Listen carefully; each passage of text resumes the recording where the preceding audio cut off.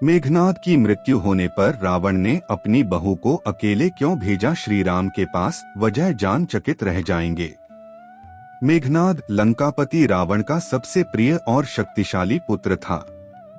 युद्ध में मेघनाद और लक्ष्मण के बीच घमासान युद्ध हुआ और अंत में मेघनाद लक्ष्मण के हाथों मृत्यु को प्राप्त हो गया। लेकिन इसके बाद दुविधाजनक ऐसी स्थिति बन गई कि रावण को अपनी बहू सुलोचना यानी मेघनाद की पत्नी को प्रभु श्री राम के पास अकेले भेजना पड़ा, वह भी सूर्यास्त के बाद। फिर जो हुआ देखकर वानर सेना भी रह गई। मेघनाद लंकापति रावण का सबसे प्रिय और शक्तिशाली पुत्र था। मेघनाद का वध करने की प्रतिज्ञा लेकर लक्ष्मण युद्ध भूमि में उतरते हैं और दोनों के बीच घमासान युद्ध शुरू हो जाता है। अंत में लक्ष्मण के हाथों मेघनाद की मृत्यु हो जाती है।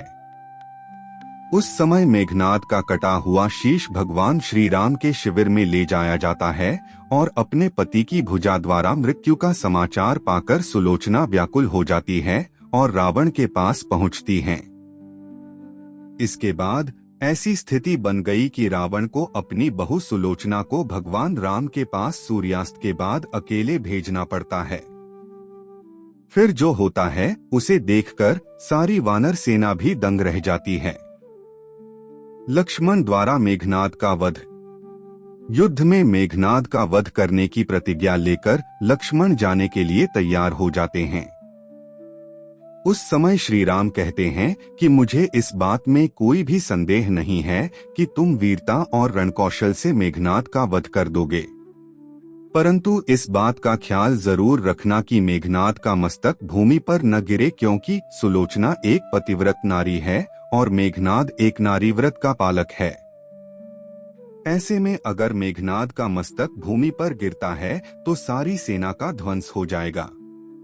लक्ष्मण ने प्रभु राम की बात मानते हुए ठीक ऐसा ही किया और मेघनाद की मृत्यु के बाद उसके मस्तक को नीचे नहीं गिरने दिया। फिर मेघनाद की मस्तक को श्री राम के शिविर में ले जाया गया। मेघनाद की भुजा पहुंची सुलोचना के पास। मेघनाद की दाहिनी भुजा आकाश में उड़ती हुई सुलोचना के पास जा गिरती है, जिसे देखकर वो व्याकुल रह जाती हैं और फिर विलाप करने लगती हैं।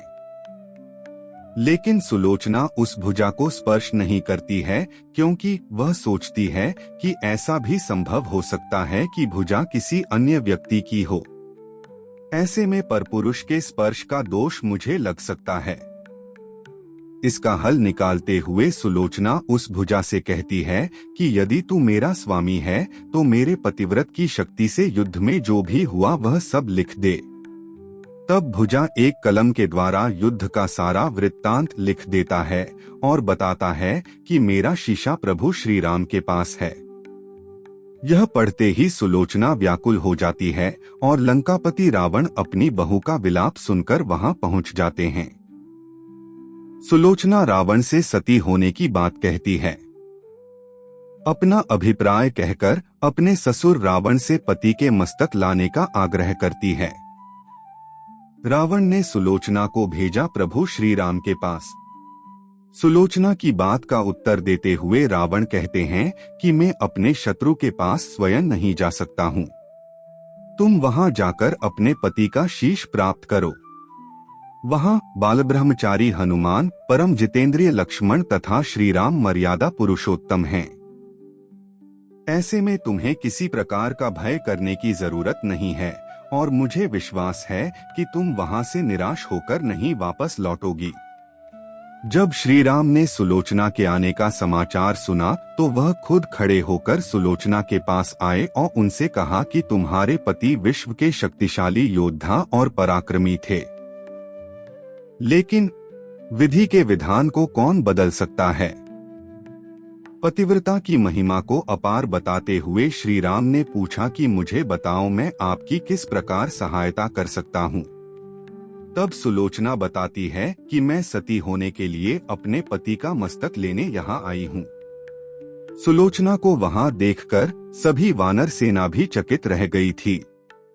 उनके मन में यह सवाल आया कि आखिर सुलोचना को कैसे पता चला कि उसके पति का सिर श्री राम के पास है। तब सुलोचना ने मेघनाद के भुजा वाली बात कहकर बताई। फिर भगवान राम से अपने पति का सिर लेकर सुलोचना अपने महल में वापस पहुंच गई और वहां मेघनाद के सिर को लेकर अग्नि में बैठकर सती हो गई।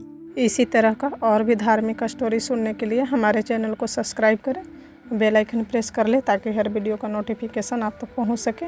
अब इसी तरह से धार्मिक स्टोरी का आप आनंद ले सकें।